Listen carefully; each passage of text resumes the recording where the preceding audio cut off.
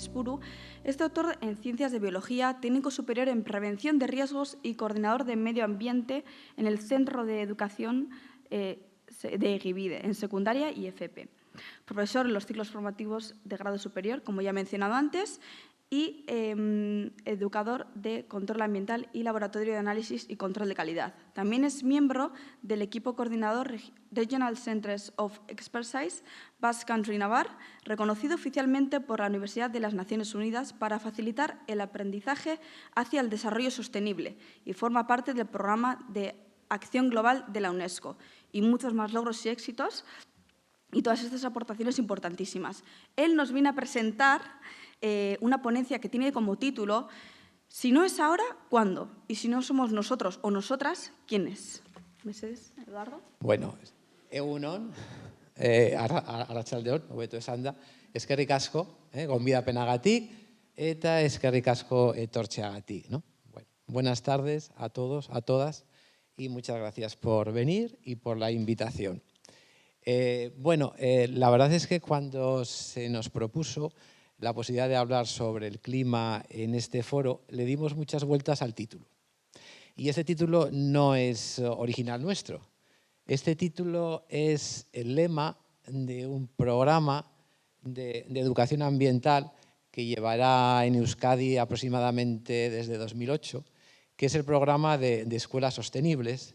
Y dentro de las escuelas sostenibles hay un subprograma, podríamos decir, que son unas conferencias, digamos, sobre temas ambientales, protagonizadas, organizadas, gestionadas, participadas por alumnado de diferentes edades. Estaremos unos 100 centros educativos de todo Euskadi que forman parte de otra red estatal, es en red de escuelas sostenibles de diferentes comunidades autónomas, que forma parte de una red europea y de una red mundial. Esto surgió en 2009. En Brasil, concretamente, se hizo un encuentro mundial sobre estos temas. Participamos con 2 alumnos de Euskadi en aquella época, en 2009, y luego se fue extendiendo. Se llaman CONFIT, de Conferencia Internacional, y se hacen a nivel de escuelas, a nivel de Euskadi, a nivel del Estado, a nivel de Europa, y no se repitió una mundial porque no hay otro país que desde 2009 quisiera pagarla, fundamentalmente. Pero bueno, se han hecho muchas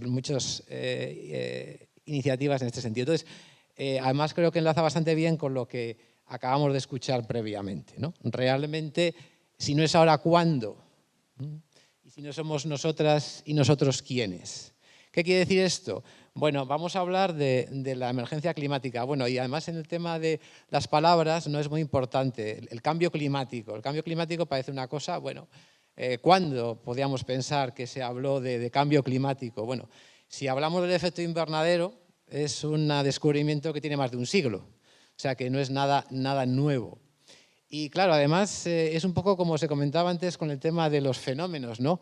Porque cuando se habla del efecto invernadero, por desgracia, si se suelta tal cual en cualquier foro, lo primero que se nos ocurre es que es algo negativo.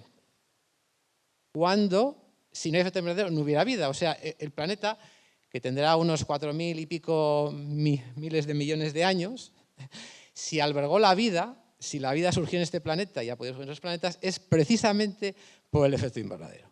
Entonces, es decir, el efecto invernadero en sí mismo no es ni mucho menos negativo, sino al contrario, es indispensable.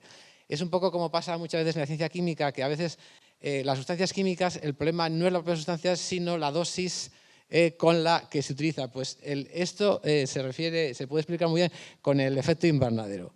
El efecto invernadero es esencial, porque si no, no tendríamos una temperatura media en el planeta que permitiera el agua en estado líquido. Y si no hay agua en estado líquido, no hubiera habido vida. Las primeras células, que eran bacterias de unos 3.500 millones de años, pues eran bacterias y surgieron en un entorno fundamentalmente líquido, en un entorno acuático. Es decir, el efecto invernadero es necesario, es indispensable. Y una imagen claro, cuando explica esto a veces cuesta entenderlo. Bueno, todo el mundo tiene la idea de lo que es un invernadero y para qué sirve habitualmente, ¿no? El invernadero lo que permite es que parte del sol, de la energía del sol que llega a la superficie de nuestro planeta, parte se va a rebotar, se va a devolver, pero si no hubiera una capa de gases que retuviera algo de esa energía que repelemos, pues entonces no tendríamos las condiciones adecuadas para la vida en la capa más baja de esa envoltura gaseosa, ¿no? Cuando se nos pide una imagen del efecto invernadero, a mí me gusta una mucho, que tampoco es original mía, me la dijeron hace muchos años, que es comparar el planeta con una manzana. ¿Todo el mundo entiende lo que es una manzana? Bueno, pues la piel de la manzana es esa capa de gases que rodea y que envuelve a la superficie sólida que todos conocemos. Y esa capa de gases es muy fina, como la piel de una manzana, pero es crítica, porque esos gases hacen ese efecto invernadero, consiguen mantener parte de esa energía solar. Es nuestra principal fuente de energía. Cuando hablamos de dónde viene la energía, bueno, pues casi toda la energía en el fondo y en última instancia viene del Sol. Si no tuviéramos esa estrella y estuviéramos orbitando alrededor de ella, aparte de que giremos sobre nuestro propio eje, pues no tendríamos energía para toda la vida que se ha desarrollado y se desarrolla en este planeta. Bueno, estos son un poco, digamos, entradas y preámbulos, ¿no? También veis que aquí tenéis la imagen de un camino, porque muchas veces en nuestra vida cotidiana, cuando pensamos, pues de alguna manera, ¿qué es más importante cuando aprendemos cualquier destreza o cuando queremos desarrollar algo? ¿El proceso o el resultado final? Pues es el proceso. Y nos obcecamos por resultados muchas veces. Y vamos muy atolondrados y atolondradas, corremos mucho y nos perdemos la riqueza del camino. Yo tenía un compañero que ya se acaba de jubilar de educación ambiental, lleva muchos años trabajando, y decía, ¿qué es lo más importante de la educación ambiental? Pues decía, las personas que encontramos en el camino. Y se puede aplicar la educación ambiental a la educación o a cualquier actividad humana. Entonces nos perdemos la riqueza del camino y por eso en casi todas las presentaciones que últimamente realizamos empezamos siempre con la imagen de un camino, porque eso nos enriquecerá. Los resultados, ojalá lleguemos a esa descarbonización, lleguemos a todo lo que tenemos que llegar, pero es en el camino que estamos recorriendo cada día en el que realmente nos jugamos el resultado final, ¿no? Es como se comentaba antes, cualquier estrategia que adoptemos, de alguna manera, tiene que ser siempre un medio, pero no un fin. Yo, cuando me toca explicar sistemas de gestión de calidad, sistemas de gestión ambiental, siempre decimos a cualquier organización, los sistemas de gestión de cualquier tipo son solo medios. Si una organización lo confunde con un fin, pues entonces no le sirve para nada. Será otra cosa, pero no mejorará la organización, no reducirá su impacto ambiental, consecuencia de su propia actividad, que es inevitable de alguna manera, que genera algún tipo de impacto. Y también os hemos querido poner aquí, en la parte derecha de la imagen, el RC que se ha mencionado antes en mi presentación. Desde hace 2 años formamos parte de un centro regional, Despertáis, bueno, son las siglas en inglés. Naciones Unidas hace ya bastantes años ha creado centros regionales de organizaciones que se supone que trabajan con una cierta importancia e intensidad en la educación para la sostenibilidad. Existen diferentes ámbitos supranacionales y regionales. A nivel estatal hubo en su día uno en Madrid y otro en Barcelona que decayó y hoy en día no están activos. Hay uno en Galicia que sí que está activo y está al que pertenecemos, que abarca Euskal Herria en el sentido de que es Iparralde, País Vasco y también Navarra. Entonces se ha creado hace un par de años, está liderado por UNECHEA en Euskadi y veis que bueno, hay una serie de organizaciones muy diversas, centros educativos de formación profesional, universidades, ONGs, asociaciones diversas, que colaboramos, intentamos desarrollar vías en relación a ese temas ambientales, a esa sensibilización de la ciudadanía, ¿no?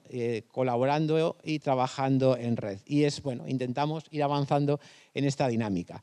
Y también hay un movimiento ahí que os hemos puesto, el movimiento 4.7. Bueno, perdonad, voy a hacer un inciso, yo vengo del mundo de la educación, entonces encontraréis muchos ejemplos en lo que yo os cuento relacionado con la educación.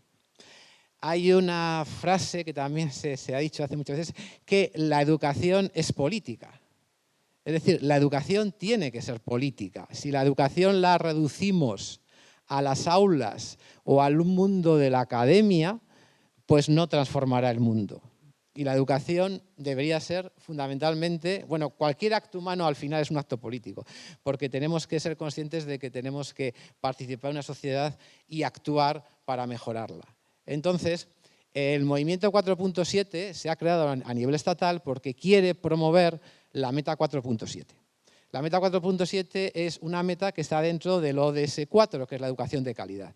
Pero cuando uno lee la meta 4.7, pues incluye una serie de criterios específicos que habla, por ejemplo, de educación para la sostenibilidad, desarrollo sostenible, la educación transformadora, para la ciudadanía global, los derechos humanos, la paz, la justicia.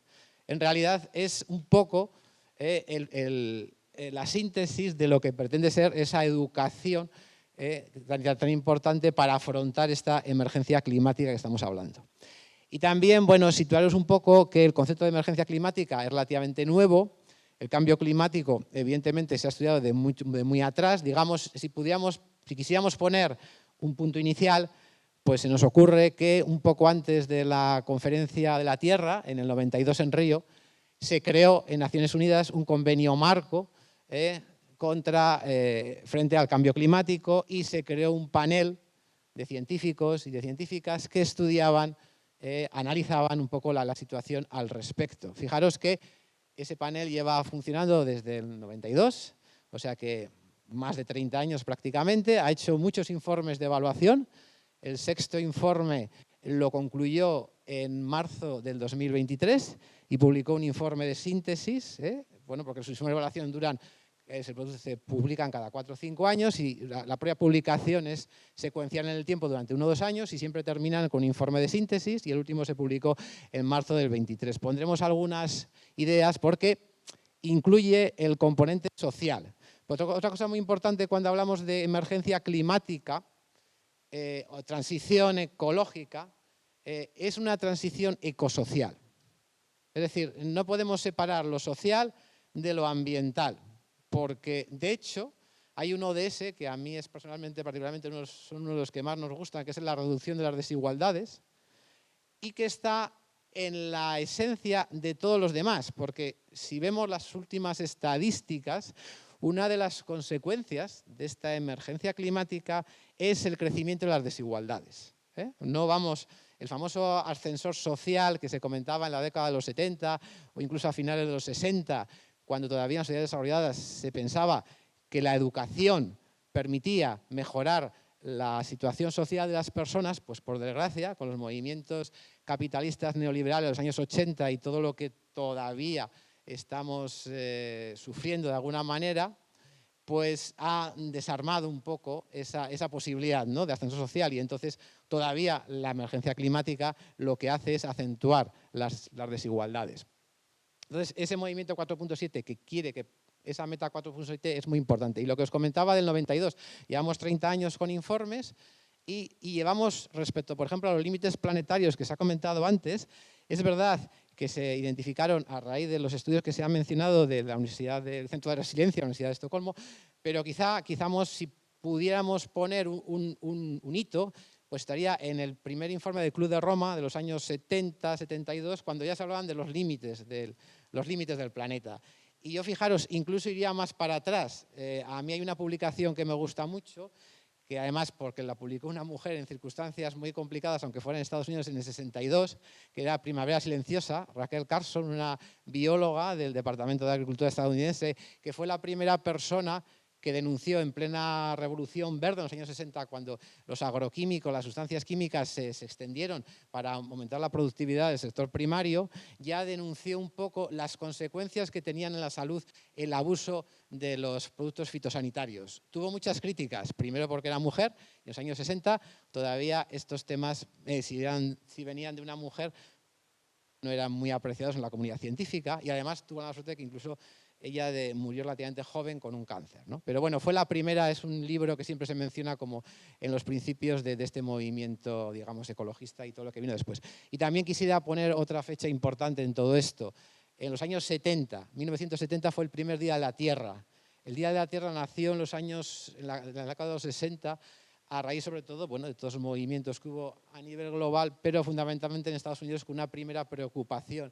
Además, en aquella época, el ámbito educativo, fundamentalmente, y en San Francisco, En 1970 se decidió celebrar por primera vez ese día, que entonces también se celebra casi todos los 22 de abril a nivel planetario y se ha extendido a otros países. No es curioso porque uno ve imágenes de 1970 de San Francisco con manifestaciones multitudinarias, era justo antes o en los albores de la primera crisis del petróleo, la crisis del 73, y ahí había una participación masiva, además de gente muy diversa y muy joven. Incluso hay una fotografía muy icónica de esa época en que llegaron a enterrar literalmente un coche, porque ya se empezaba a promover las alternativas al vehículo de combustión. Pero curiosamente se superó la primera crisis del petróleo, la energía fósil volvió a ser muy barata y entonces todo eso se olvidó literalmente y bueno, se volcó masivamente la industria en los combustibles fósiles, ¿no?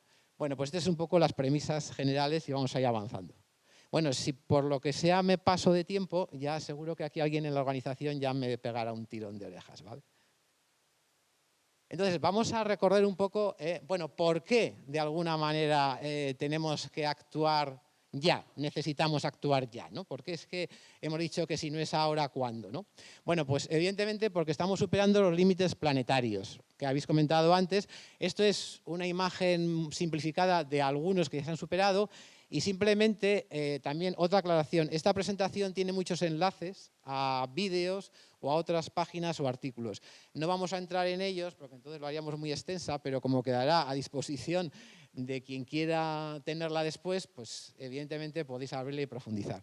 Simplemente ahí tenéis lo que habéis comentado antes de que se publicó en el 2023, Nature publicó una serie de científicos los límites planetarios, pero añadió una características que hasta entonces no se mencionaba, de que fueran justos. No solamente seguros, sino justos.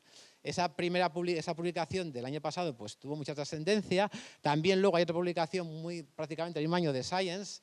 Nature, Science son, digamos, las dos revistas más prestigiosas en el ámbito científico-académico a nivel mundial. Y luego incluso Lancet, que es la revista médica también más prestigiosa en ese sentido, habla de ciudades, límites planetarios y un concepto que a nosotros personalmente nos gusta mucho, aunque es muy polémico y ahora por desgracia está un poco desatendido, que es el decrecimiento, o hay personas que hablan del acrecimiento, que es lo que también se ha comentado antes en relación con el PIB. Es decir, necesitamos crecer, la economía para ser economía necesita crecer, debe crecer, si no el sistema económico es inviable. Bueno, pues nuestra opinión, digamos personal, colectiva, depende de cómo se mire, es que es posible desarrollar una sociedad humana viable sin crecimiento. Aunque esto, la economía ortodoxa enseguida te lo desmonta, porque claro, ¿dónde van a ir todos esos puestos de trabajo si, por ejemplo, en Vitoria cierran Mercedes? O Michelin, claro, Vitoria, Euskadi. En Euskadi la industria que más riqueza da a nivel de todo Euskadi es, por ejemplo, Mercedes, en incidencia en el PIB. Entonces, ¿qué pasa si, por ejemplo, Mercedes deja de fabricar furgonetas porque le dicen que las furgonetas de motor de combustión ya no son adecuadas y hay que reducir plantillas porque el vehículo eléctrico requiere menos mano de obra? Que eso realmente es cierto. Entonces, ¿qué puede pasar con esa parte de los puestos de trabajo? ¿Dónde van a ir, no? Bueno, se podría dar alternativas, decir, bueno, pues vamos a ir a otros sectores que están muy mal atendidos, por ejemplo, el de los cuidados. Tenemos una sociedad que también está envejeciendo, que ese envejecimiento, ese reto demográfico, nuestra pirámide demográfica es la que es, y es muy difícil que la cambiemos en poco tiempo. Entonces vamos a tener una sociedad cada vez más envejecida y también eso va a generar una necesidad de atención. ¿Cómo se sufraga el movimiento, el traslado de mano de obra de un sector productivo a otro? ¿Eso hay, digamos, posibilidad de hacerlo? ¿No hay posibilidad de hacerlo? A nosotros siempre comparamos esto con una tarta. Si consideramos que los recursos son limitados, es la tarta que tenemos. ¿Qué nos está pasando ahora a nivel planetario? Pues que los trozos están muy mal repartidos, que es lo que se comentaba antes, de que no es que sobre nadie realmente, lo que pasa que los recursos, incluso esta palabra de recursos, hay personas que dicen que sería mejor hablar de bien natural porque recurso es una palabra que le da un concepto muy utilitarista y muy materialista a la naturaleza de la que formamos parte. Se ha dicho muy bien antes que somos naturaleza. El ser humano tradicionalmente ha sido educado hasta ahora en el pensamiento de que bueno, el rey de la creación o la reina de la creación, ¿no? Como se podía decir hasta hace poco en el sistema educativo convencional, la especie humana es el resultado máximo de desarrollo evolutivo, pero realmente nuestra especie no es ni un segundo en 24 horas de un reloj que fuera todo el planeta. Entonces somos insignificantes a nivel evolutivo y somos además muy prescindibles. Si la especie desaparece, el planeta, como muy bien se ha dicho también anteriormente, seguirá y no pasará nada. Pero nosotros y nosotras igual sí que no estamos. Entonces, eso es una idea también importante. Por eso que os comentábamos en relación con esta situación, ¿no? Que estamos comentando límites planetarios. Bueno, pues entonces el decrecimiento al respecto y también el tema de los límites justos, que no nos cansamos de repetir lo importante que es introducir el concepto de justicia. Los límites no solamente seguros o sostenibles, sino también que sean límites justos. Entonces, aquí podéis ver la evolución de los límites planetarios, como desde 2009 superábamos 3 límites planetarios, en 2015 superábamos 5 límites planetarios y en 2023 pues ya superamos casi todos. Todos los que hay aquí, más de 9 o alguno más incluso, pues veis que ya superamos un gran porcentaje de esos límites planetarios. Esto viene, como se ha comentado muy bien antes, de los estudios de la Universidad de Estocolmo del Centro de Resiliencia. Y veis la tendencia a lo largo de estas décadas que es bastante evidente.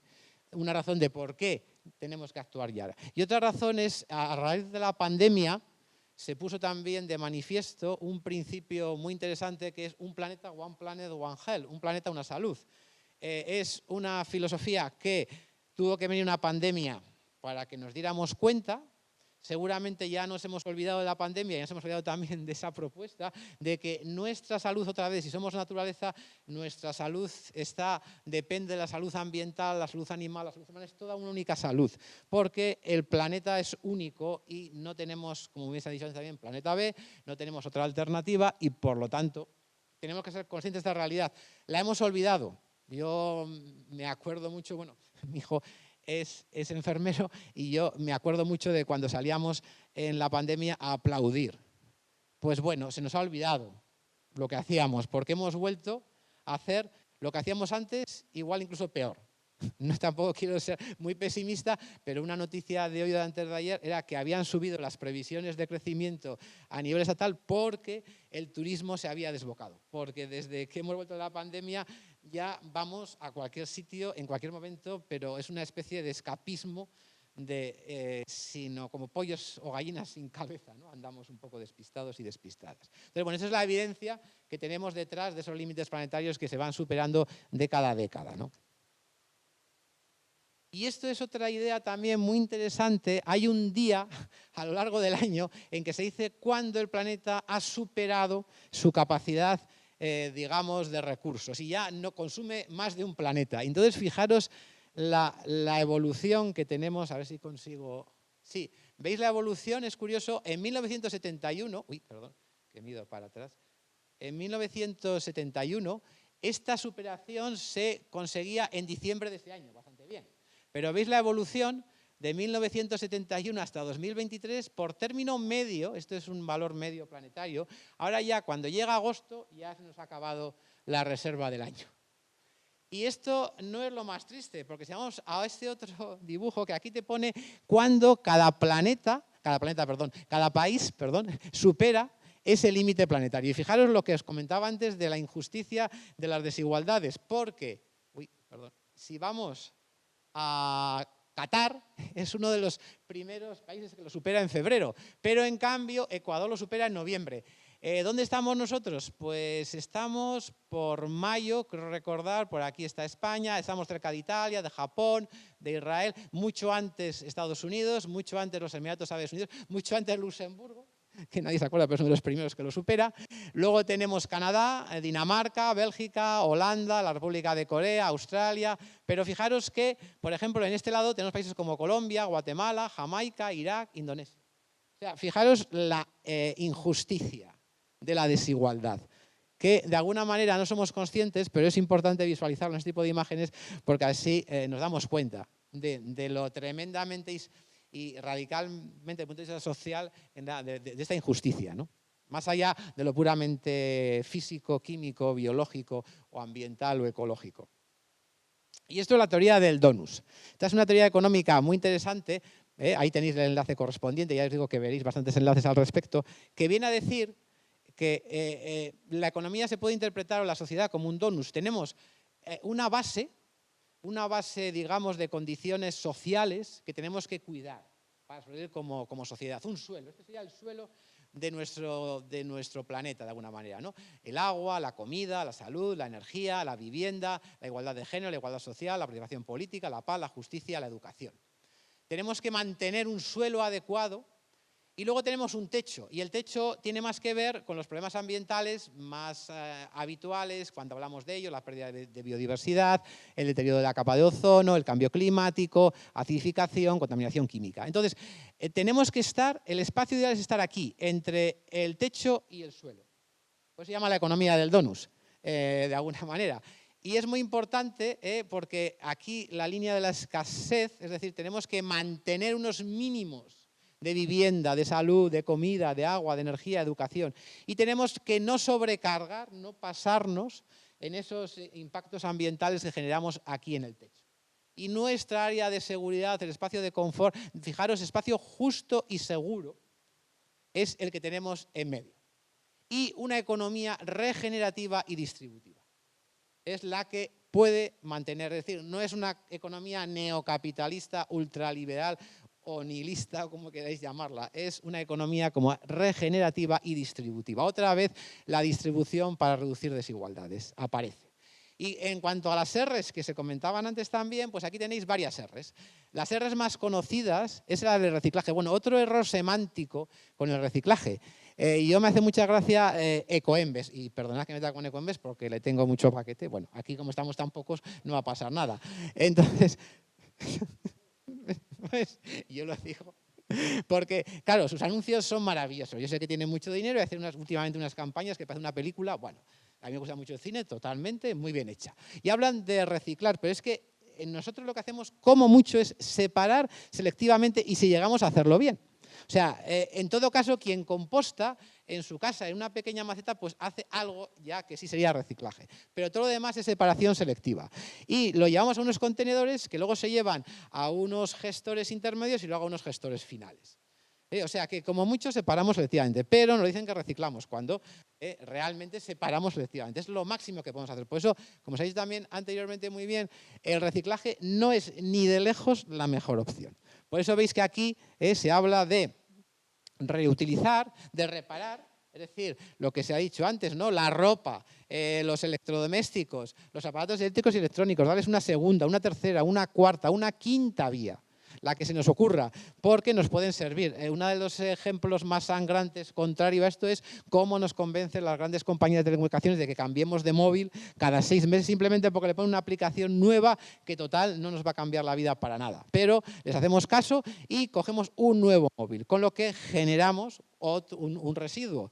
Hubo hace poco, en la 2, en diciembre, un reportaje sobre residuos de aparatos eléctricos y electrónicos a nivel mundial y era bastante triste la situación, porque venía a decirte que en el mundo desarrollado generamos un montón de RAER, residuos de aparatos eléctricos y electrónicos, y aunque los llevemos a gestores que pensemos que no sé qué, terminaban en grandes contenedores que se amontonaban en el puerto de Hong Kong y de ahí iban a una ciudad china y a una ciudad africana. Y ahí veías a niños y a niñas con las manos sin ningún tipo de protección desmontando esos aparatos eléctricos y electrónicos para obtener esos minerales raros y escasos que son preciosos para todo el sector eléctrico electrónico mundial. Y así se hacía. Por mucho que pensemos que aunque pues, alguien nos retire el residuo eléctrico electrónico con todas las garantías legales de nuestro propio país, el destino final es bastante más incierto. Por eso tenemos que tender a la reparación.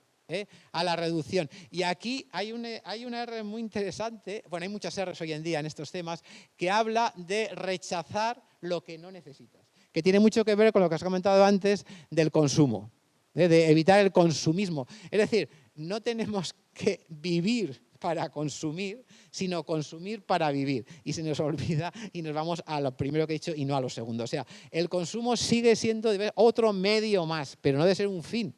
No debe ser una llave a la felicidad, no nos debe hacer creer que eso nos va a alargar la vida, que vamos a tener muchos más likes en los que nos rodean, nos van a querer mucho más o lo que se nos ocurra. Al contrario, realmente.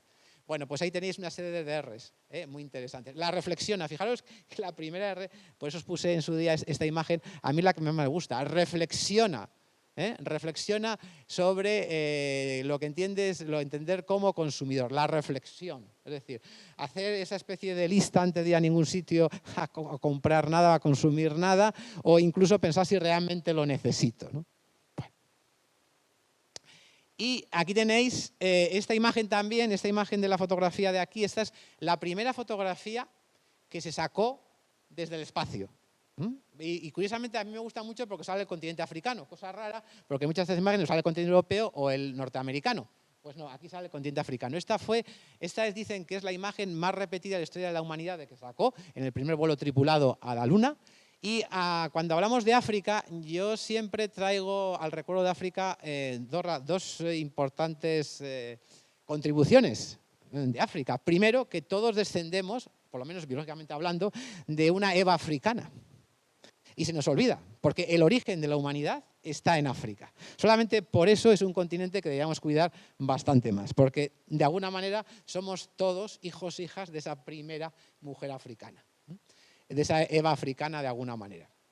Por desgracia es un continente que además tiene a nivel de juventud una gran potencialidad, pero evidentemente, como es un continente que también está en desarrollo, está muy azotado, sobre todo esa parte del norte del continente, por toda la emergencia climática. Genera un enorme flujo migratorio que, por desgracia, en Europa estamos muy lejos ni siquiera de, ¿cómo lo diría yo?, de entender. Porque por un lado estamos a decir que necesitamos reemplazo en muchas industrias, que no tenemos personas jóvenes que hagan esas industrias, pero estamos a decir que los migrantes que puedan venir, que tampoco los queremos porque nos atracan, porque no sé qué, porque nos quitan todo, porque nos invaden y porque va a ser pues como cuando la península ibérica estuvo ocupado durante 800 años por personas árabes, o sea, nos retrotraen a una interpretación de la historia y de la realidad muy, muy perversa, ¿no? Entonces, pues por eso es importante reconocer la importancia del continente africano a nivel planetario. Y también esta imagen es muy interesante por el tema del color. Veis que aquí hay un color que predomina, que es el azul. Porque realmente cuando se habla de tierra, bueno, se le llamó tierra, pero realmente la inmensa mayoría de la superficie del planeta está ocupada por agua líquida y no por tierra sólida. Entonces, en realidad es un planeta azul más que un planeta marrón, ¿no?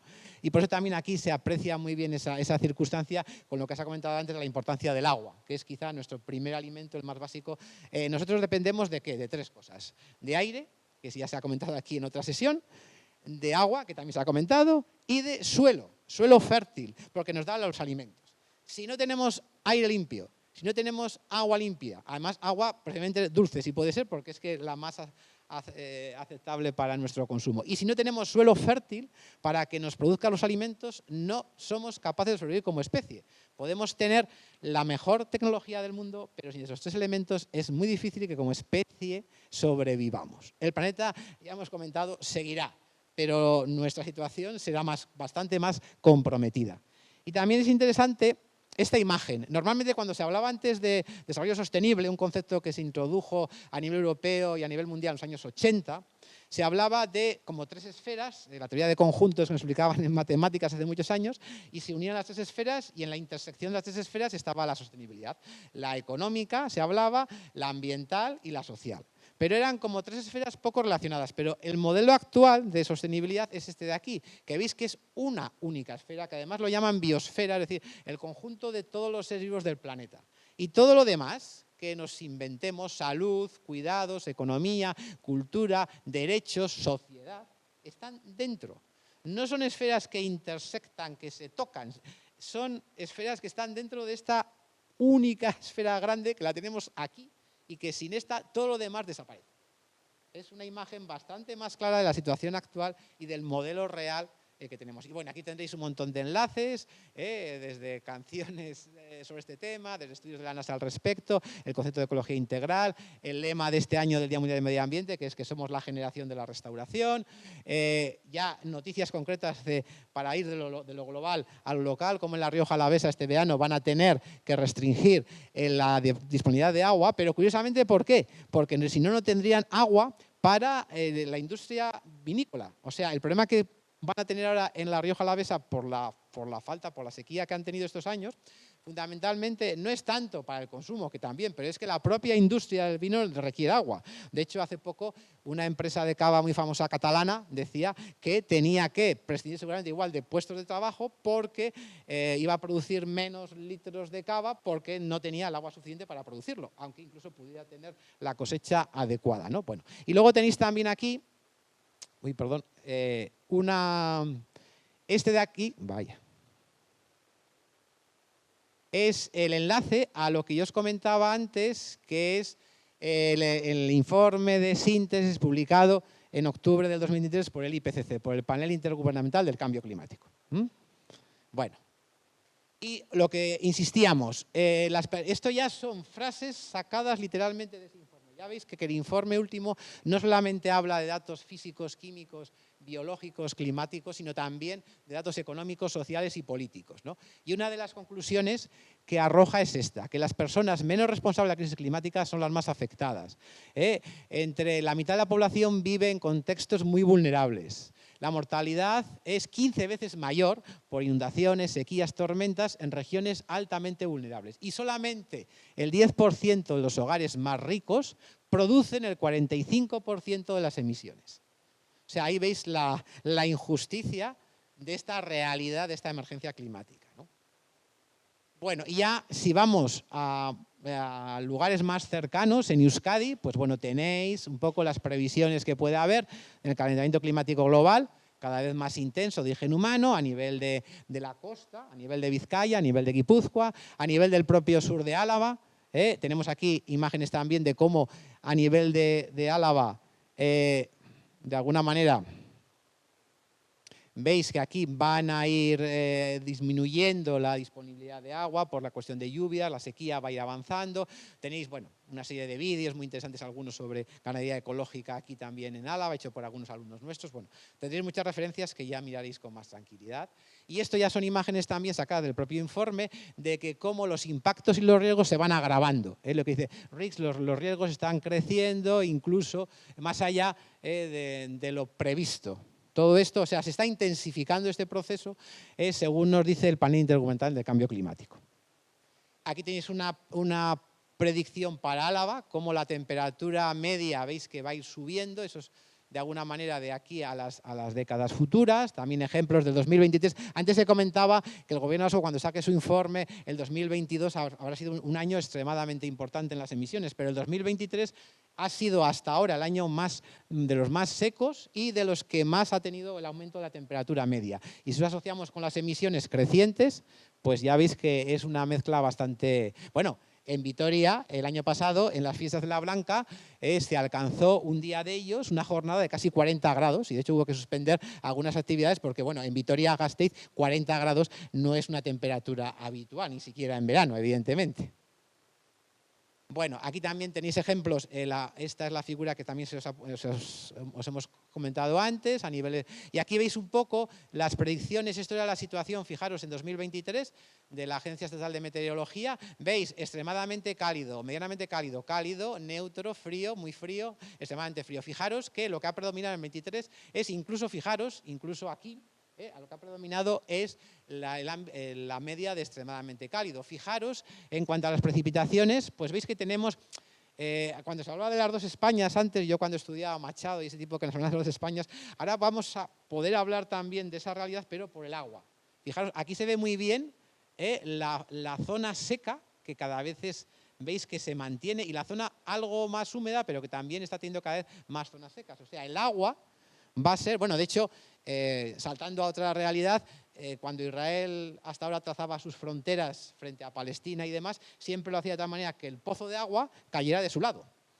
O sea, que lo del agua es un tema bastante interesante. Y cuando se habla de conflictos políticos y bienes naturales, pues bueno, si la Primera Guerra Mundial podemos decir que fue la guerra del carbón, la Segunda Guerra Mundial fue la guerra del petróleo, pues ahora estamos teniendo una serie de guerras del agua, que es lo que de alguna manera nos va a azotar en los próximos años. Y fijaros aquí ya, en esta se ve poquito, está un poco bajo, pero aquí veis las reservas hídricas de las cuencas y aquí en la cuenca mediterránea tiene una media de 20-30% y en cambio aquí en el norte estamos igual al 80%. ¿Qué va a generar? Pues roces.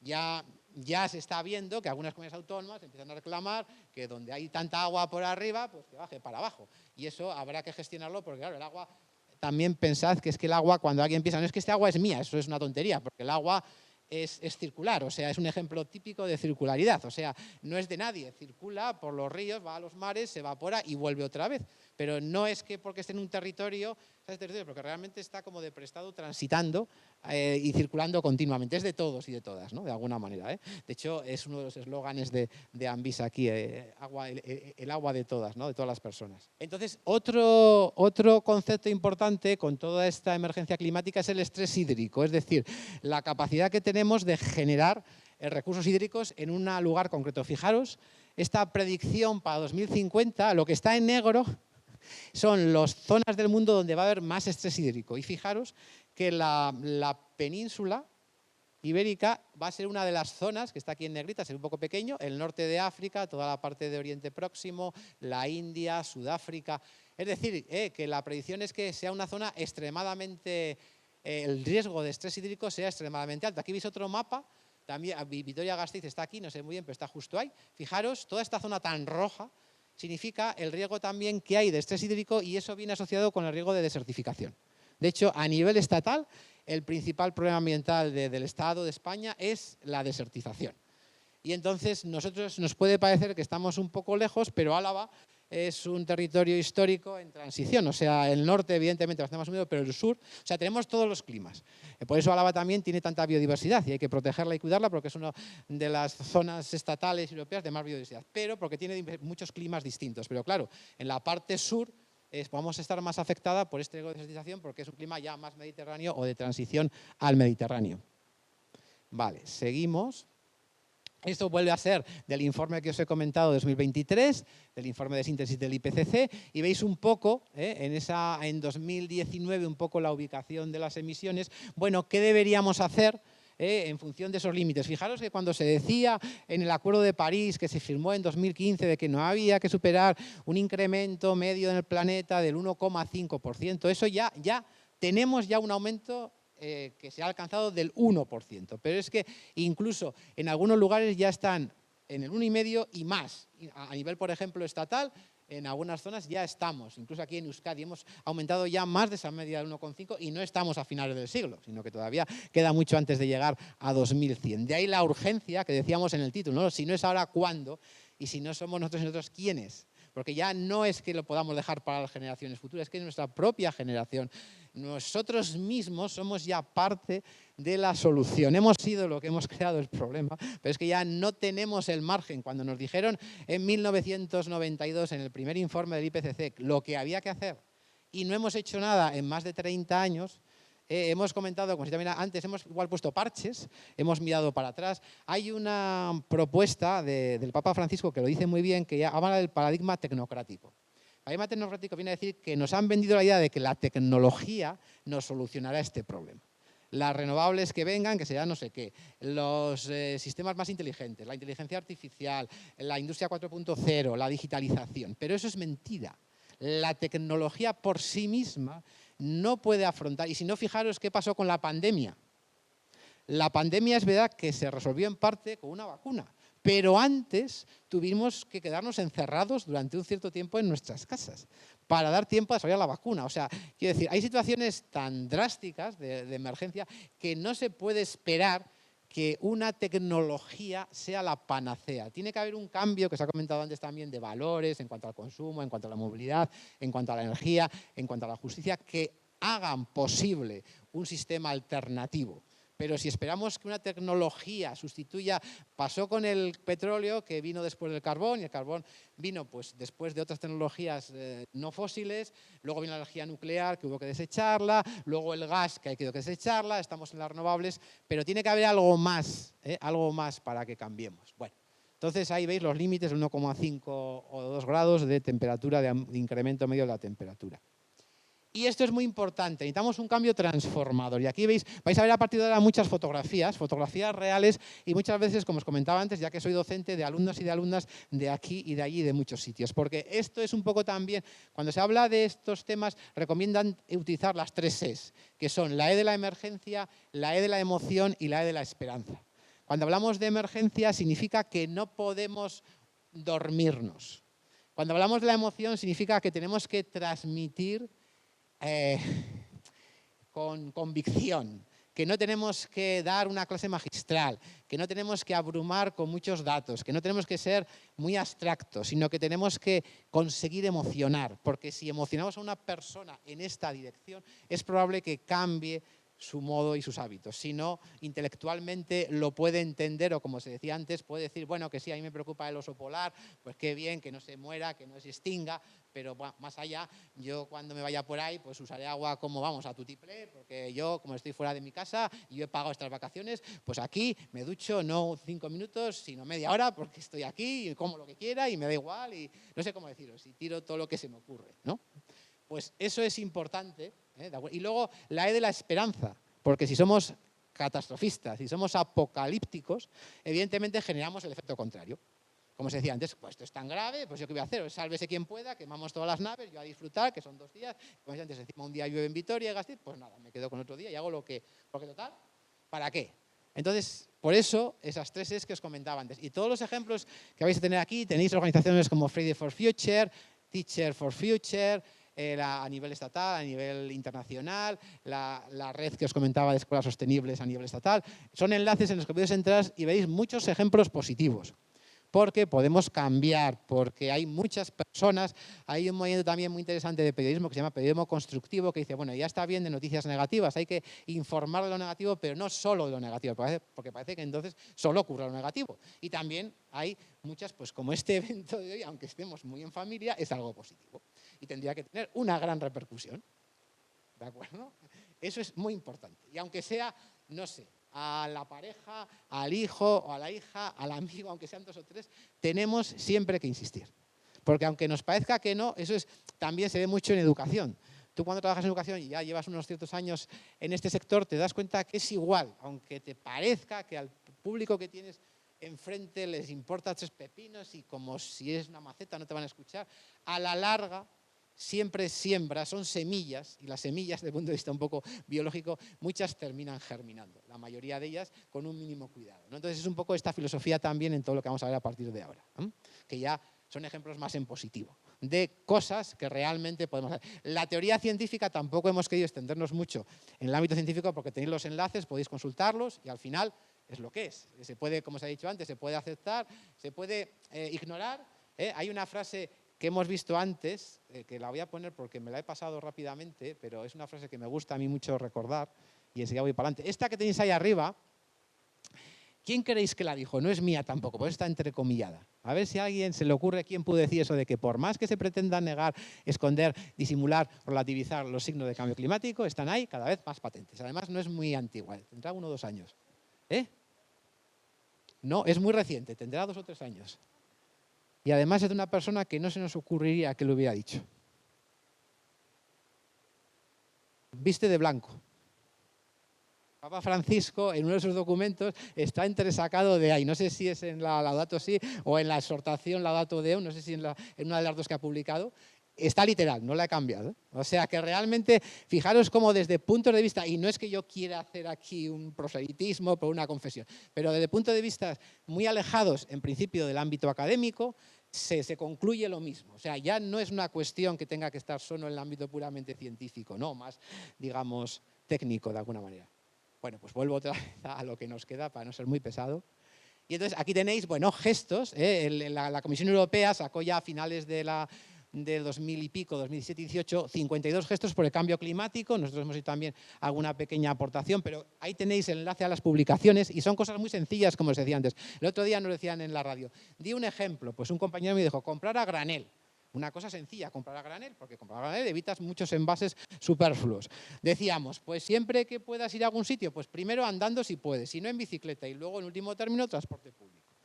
Por ejemplo, el tema del consumo, pues lo mismo, consumir realmente lo que necesitas, reparar, remendar, arreglar, prolongar la vida útil de la mayoría de los productos, los objetos, los servicios que utilizas. La energía, pues como se ha comentado, nosotros, por ejemplo, en un centro educativo, a veces tenemos la manía de entrar en un aula a dar clase y aunque tengas los ventanales que entra la luz, la inercia es dar la luz. Y eso, un gesto tan importante como no, si hay luz natural, mucho más sana además y mucho más y mejor para explicar o tener una conversación con cualquier persona que la luz artificial a veces. Entonces, si tienes ventanales y tienes luz natural, pues no des la luz. Hay un montón de pequeños gestos que se mencionan aquí que se pueden hacer a coste cero. No suponen un cambio de vida, como dice alguien, volver a las cavernas, ni mucho menos. No significa de momento que nos volvamos todos ermitaños o eremitas y nos vayamos por ahí a bosques perdidos o a cuevas ignotas, sino realmente manteniendo nuestro estilo de vida, es decir, nuestro hábitat geográfico y movernos donde nos movemos. Es posible avanzar en este sentido. Bueno. Aquí veis ejemplos. Esto es una web que tenemos de Araban Susero, que tiene una calculadora de huella climática a la vez, bueno, en general, que tú te preguntan sobre tus hábitos de compras, de consumo, de movilidad, de hogar y tal, y te dan un dato. Pues esto supone tantos toneladas equivalentes de CO2 o tantos metros cúbicos de agua consumidos. Te dan consejos para que reduzcas tu huella. Y ahí tenéis un tipo de recetas de cocina Susero, recetas que de alguna manera, por los ingredientes que tienen y por cómo se cocinan, son muy sanas, saludables y generan menos emisiones. Un tema muy interesante que intentamos trabajar bastante a nivel educativo es el tema intergeneracional. Es decir, es muy importante juntar generaciones. Juntar personas de diferentes generaciones, de diferentes lugares, o sea, la diversidad. Estamos, por desgracia, por nuestra evolución quizá en estos últimos años a nivel social y político, cada vez encerrándonos más en nuestro propio grupo que consideramos afín a nosotros por diferentes razones, ¿no? Y es muy enriquecedor. Y en el tema intergeneracional en concreto, entre personas mayores que tienen gran experiencia y personas jóvenes que suelen tener bastante energía, la mezcla es muy interesante. Y siempre salen elementos que es más que la suma de esas partes, porque se dan unas interacciones, ahí, por ejemplo, en este caso concreto, están haciendo un jardín vertical, que al final lo presentan como resultado del trabajo de este equipo multigeneracional, ¿no? Y ahí tenéis alguna exposición también de Araban Susero de consumo responsable, con algunas ideas que hemos hecho también en nuestro centro educativo en Egibide. Aquí tenéis otro ejemplo muy interesante y aquí lo que hemos hecho es colaborar con personas con diversidad funcional e intelectual de los centros ocupacionales de la Diputación Foral de Álava que han sido los monitores que han llevado estos temas de residuos, por ejemplo, a alumnos de los cursos de quinto y sexto de primaria de centros educativos. Es decir, en vez de una persona como yo, digamos, ¿no? La habitual, la que uno se espera encontrar en un foro de estos, pues no. Viene otra persona, porque estas personas que tienen esa diversidad funcional tienen, por ejemplo, una gran capacidad de empatía y de sintonía emocional, que normalmente otras personas con otra naturaleza distinta no tenemos. Y ha funcionado muy bien. Ya llevamos 2 ediciones en 14 colegios de Álava y de Vitoria-Gasteiz, que se llama, además el título está puesto Ikusten duzu baino gehiago, más de lo que ves. O sea, en un residuo hay más de lo que ves porque puedes darle una vida útil, lo puedes transformar y tal. Y en una persona también hay más de lo que ves. Por eso le han metido ese nombre a esta campaña. Tenéis también los enlaces, podéis ver los vídeos y toda la información con más tranquilidad, porque tampoco quiero alargarme muchísimo.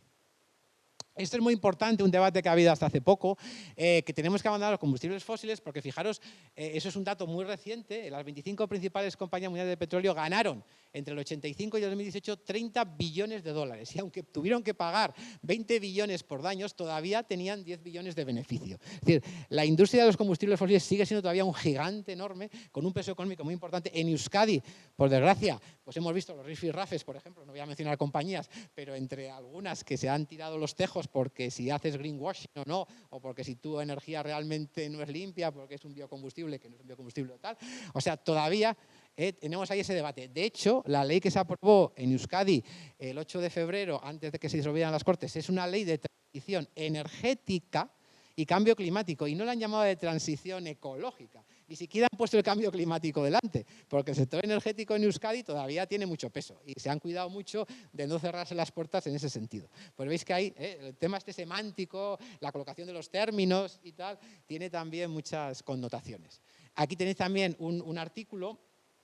Y luego hay países muy paradójicos, por ejemplo, Noruega, aquí tenéis un artículo que no es sobre Noruega, es sobre en general, hay un acuerdo de la Unión Europea que para 2035 los coches con motores de combustión desaparezcan. Y hay un país, curiosamente, en Europa, que es Noruega, que creo que es el país que tiene más porcentaje de coche eléctrico, pero sin embargo también es el país que más petróleo tiene. Y de hecho tiene un fondo de inversiones con ese petróleo que es muy selectivo en dónde invierte, pero curiosamente es el país que también tiene mayores reservas de petróleo. Y ahí también tiene a veces país como disyuntiva, ¿no? Hasta qué punto las van a usar o no. Hubo otro país muy interesante que fue Ecuador, que en un referéndum, no está aquí puesta la noticia, pero es cierto, en un referéndum de hace unos 2 años, el pueblo decidió no explotar el petróleo que tenían en sus reservas naturales. Se sometió a consulta y se decidió porque consideraban que era, digamos, ellos lo podían explotar, pero decidieron que de momento no lo necesitaban y tampoco el planeta necesitaba que se explotaran esas reservas petrolíferas. Eso también es muy importante. Ya no es cuestión de que no se invierta en combustibles fósiles, sino que deberíamos no explotar lo que tenemos. Claro, eso choca con el interés de muchos países que tienen muchas reservas, que comercian con ellas, pues imaginemos Rusia, por ejemplo, que es otro país, los Emiratos Árabes y tal, y que están ahí en la tesitura. Pero realmente lo que debemos hacer ya es ni siquiera, o sea, el combustible fósil debería dejarse donde está. No extraer ya nada más, porque hay todavía bastante, aunque estamos cerca de ese más famoso pico del petróleo que dice que cada vez va a ser más caro y costoso extraerlo, pero de alguna manera deberíamos dejarlo donde está y pasar, como se ha dicho, a las alternativas, a las energías renovables.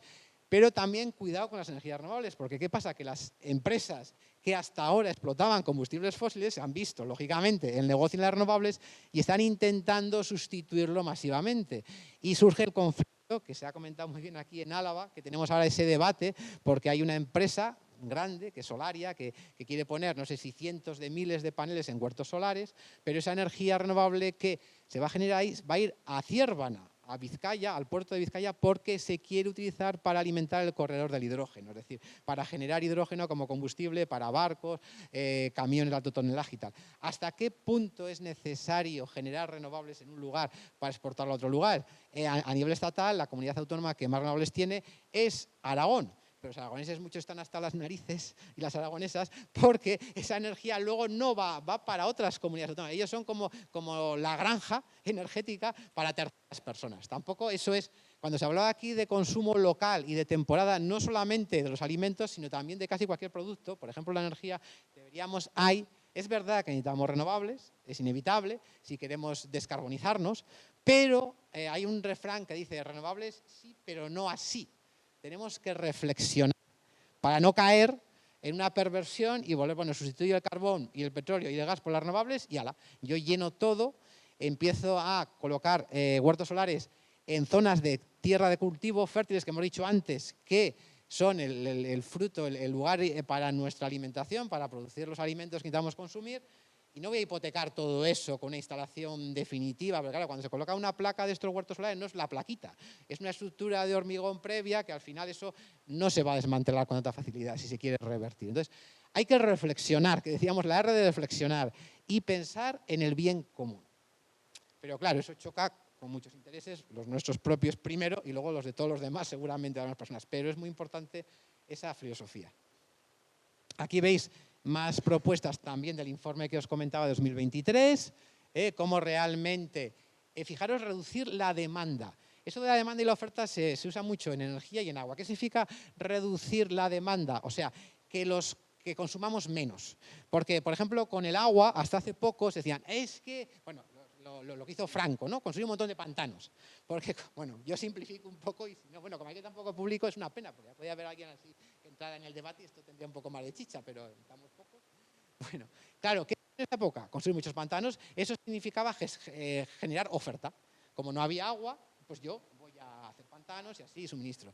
Entonces, ahora, cuando se habla del ciclo integral del agua en la mayoría de las ciudades, por ejemplo en Vitoria y en muchas otras ciudades, se dice que lo que hay que hacer es controlar la demanda, gestionar la demanda, es decir, que consumamos para mantener satisfacer nuestras necesidades, consumamos cada vez menos agua. Eso es la gestión de la demanda, reducir la demanda. No tanto actuar con la oferta, porque no tiene sentido, sino actuar sobre la demanda, para que con la oferta que tengamos, incluso con menos oferta, se satisfaga la demanda. Y lo mismo con la energía, de alguna manera también. Entonces, fijaros que las medidas dirigidas a reducir la demanda pueden disminuir las emisiones hasta un 70%. O sea, es muy importante que nos lleve otra vez al consumo. Veis que lo que estamos diciendo toda la tarde es totalmente circular. O sea, realmente podríamos haber reducido las charlas a 5 minutos y es lo que tenemos que sacar de aquí cuando nos vayamos. Pero bueno, hay que darle un poco más. Yo, ¿ves? Porque es que a mí yo me enrollo mucho. Sí.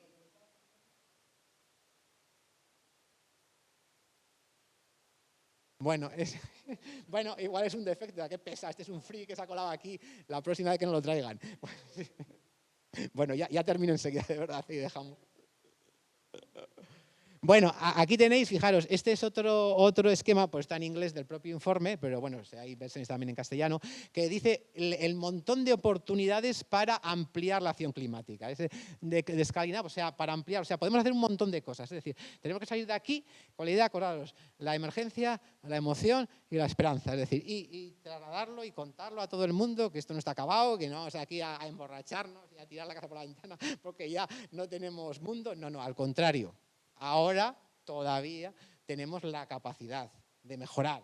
El ser humano es un ser, es una especie que tiene que curarse en humildad, está claro, pero también tiene que ser consciente de que es capaz de mejorar su situación siempre que quiera y se lo proponga.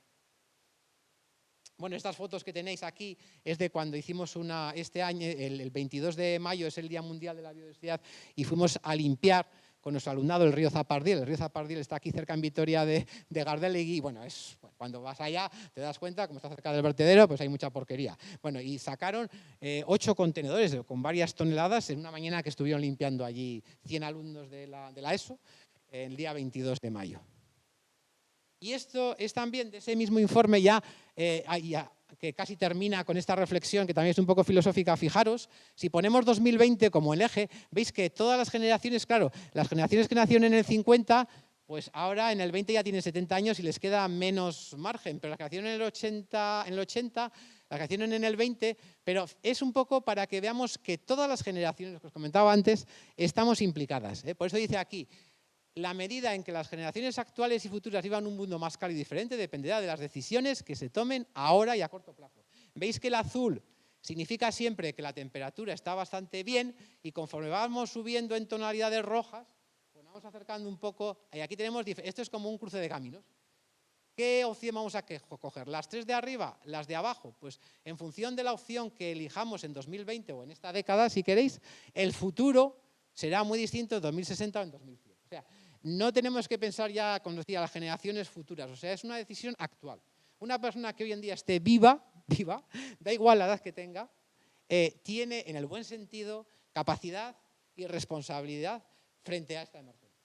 Es un poco el resumen casi de todo el informe del IPCC que os comentaba antes.